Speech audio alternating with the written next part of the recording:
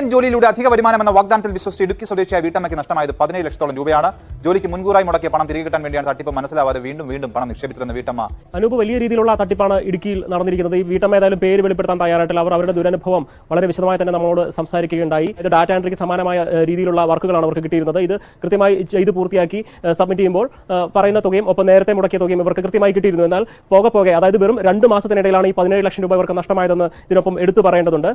അടുത്തടുത്ത ദിവസങ്ങളിൽ കൂടുതൽ തുക ആവശ്യപ്പെടുന്നു. അതനുസരിച്ച് ഒരു സംശയം തോന്നാത്ത രീതിയിൽ ഇവർക്ക് പൈസ തിരിച്ചു കിട്ടിയിരുന്നു. എന്നാൽ പെട്ടെന്നാണ് ഈ ലക്ഷങ്ങൾ ആവശ്യപ്പെടുകയും തുടർന്ന് ആ പൈസ നിക്ഷേപിക്കുന്നു. അത് കിട്ടാൻ വേണ്ടി കൂടുതൽ തുക ആവശ്യപ്പെടുന്നു. അങ്ങനെയാണ് ഈ വീട്ടമ്മ ഈ ചതിക്ക്, ഈ തട്ടിപ്പിന് ഇരയായത്. എന്നാൽ ഈ തട്ടിപ്പ് മനസ്സിലാക്കിയെന്ന് ഈ കമ്പനികൾ അറിഞ്ഞതോടെ അവർ ഈ ടെലിഗ്രാം ഗ്രൂപ്പ് ബ്ലോക്ക് ചെയ്യുകയാണ്.